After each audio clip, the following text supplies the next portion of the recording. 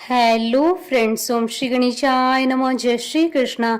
आप सभी का स्वागत है आपके अपने यूट्यूब चैनल पर। फ्रेंड्स, आज हम आपको इस वीडियो में बताने जा रहे हैं वैशाख मास में सुनी जाने वाली कहानी के बारे में, जिसको सुनने मात्र से भरेंगे आपके धन धान्य के भंडार और पूरी होंगी सभी मनोकामनाएं। फ्रेंड्स, वीडियो शुरू करने से पहले आपसे रिक्वेस्ट है, अगर आप हमारे चैनल पर नए हैं और आपने अभी तक चैनल को सब्सक्राइब नहीं किया है तो प्लीज सब्सक्राइब कीजिएगा चैनल को, साथ ही प्रेस कीजिएगा बेल आइकन को, जिससे नए वीडियो से रिलेटेड नोटिफिकेशन आपको तुरंत प्राप्त हो सके। और वीडियो पसंद आने पर वीडियो को लाइक और शेयर जरूर कीजिएगा ताकि सभी भक्तों को इस वीडियो का लाभ प्राप्त हो सके। और कमेंट बॉक्स में जय श्री कृष्ण जरूर लिखिएगा। सब प्रकार के विघ्नों का नाश करने वाले तथा सारी सृष्टि का पालन करने वाले श्री गणेश जी, ज्ञान की दाता देवी श्री सरस्वती जी तथा सब पुराणों के कर्ता श्री व्यास जी तथा श्री गुरुदेव के चरण कमलों में नमस्कार करके भगवान की श्रद्धा और भक्ति रस में डूबे हुए वैशाख मास की एक बूढ़े व्यक्ति और उसकी 7 बहुओं की कहानी प्रारंभ करती हूँ। एक समय की बात है, किसी नगर में एक बूढ़ा व्यक्ति रहता था और उसकी 7 बहुएं थी। एक बार वैशाख का महीना आया और उसने अपनी बहुओं से कहा कि मैं वैशाख का स्नान करूंगा, क्या तुम इसे निभा दोगी? 7 में से 6 बहुओं ने मना कर दिया, लेकिन बड़ी बहू ने कहा मैं निभा दूंगी। बूढ़ा हर रोज सुबह उठता, नदी पर स्नान कर आता, गीली धोती को वह बड़ी बहू के आंगन में सुखा देता। जैसे जैसे गीली धोती में से पानी की बूंदें जमीन पर गिरती, वैसे ही वह हीरे मोतियों में बदल जाती। धोती से हीरे मोती गिरते देख बाकी 6 बहुओं से रहा नहीं गया और वे बोली कि हम भी बूढ़े को अपने यहाँ नहाने को बोलते हैं।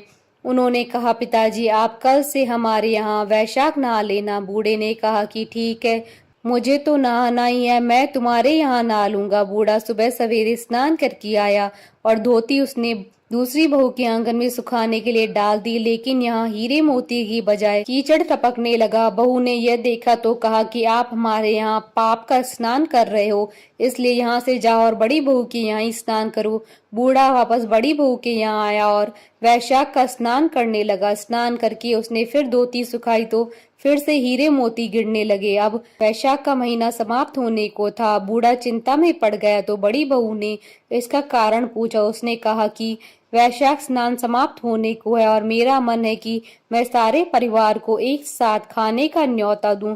बड़ी बहू ने कहा पिताजी, इसमें चिंता की क्या बात है, आप सभी को बुला ले आना, मैं खाना बना दूंगी। बूढ़ा सभी को निमंत्रण देने गया तो बाकी बहुओं ने कहा कि जब तक ये घर पर रहेंगी हम खाने पर नहीं आएंगे। बूढ़ा फिर से चिंता में गिर गया, ऐसे कैसे होगा, और सूखने लगा।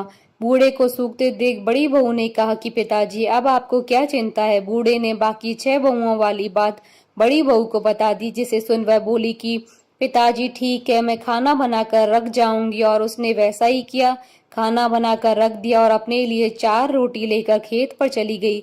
इधर 6 बहुओं ने खाना खा लिया, लेकिन जाने से पहले बाकी बचे हुए खाने में कंकड़ पत्थर डाल गई कि बड़ी बहू आएगी तो परेशान होगी। इधर खेत में बैठकर बड़ी बहू कहने लगी कि राम जी की चिड़िया, राम जी का खेत, चुग लो चिड़िया भर भर के पेट। मेरे ससुर ने घर में जगह दी है और मैंने खेत में चिड़िया को बाजरा डालकर वह आ गई। घर आई तो बूढ़ा फिर से उदास बैठा था। उसने फिर पूछा कि ये उदासी क्यों, सब ठीक ठाक निपट गया ना? वह बोला कि हाँ, सब ठीक निपट गया, लेकिन वह तेरी देवरानियां बाकी बचे वे खाने में कंकड़ पत्थर व मिट्टी डाल गई है। बहू ने कहा कि कोई बात नहीं है पिताजी, मैं तो अपने लिए 4 रोटी फिर बना लूंगी। बहू बूढ़े से बात करके भीतर जाकर खाने को देखती है, लेकिन वह देखती है कि जिस खाने में वह सब कंकड़ पत्थर डालती है वह हीरे मोती में बदल गए। घर की जगह महल खड़ा हो गया और धन दौलत से भर गया। अन्न के भंडार घर में भरे पड़े हैं। वह बूढ़े को बुलाकर कहती है कि पिताजी, आपने तो कहा था कि मेरे लिए कुछ नहीं बचा है, लेकिन यहाँ तो हीरे मोतियों के भंडार हो गए। पूरे घर में धन की वर्षा हो रही है। साधारण सा घर महल में बदल गया है। बूढ़ा सब चीजें देखकर बोला कि बेटी, तुमने सच्चे मन से वैशाख स्नान को निभाया था, लेकिन बाकी बहुओं ने पापी मन से इसे निभाया, इसलिए वैशाख देवता तुमसे प्रसन्न हुए हैं और यह फल दिया है। हे वैशाख देवता, जैसे आपने बड़ी बहू की सुनी वैसी ही आप सभी की सुनना। कथा अधूरी हो तो पूरी करना और पूरी हो तो मान रखना। बोलिए भगवान विष्णु की जय, सनातन धर्म की जय। हमारे साथ इस वीडियो में अंत तक बने रहने के लिए आपका धन्यवाद। ओम श्री गणेशाय नमः। जय श्री कृष्ण।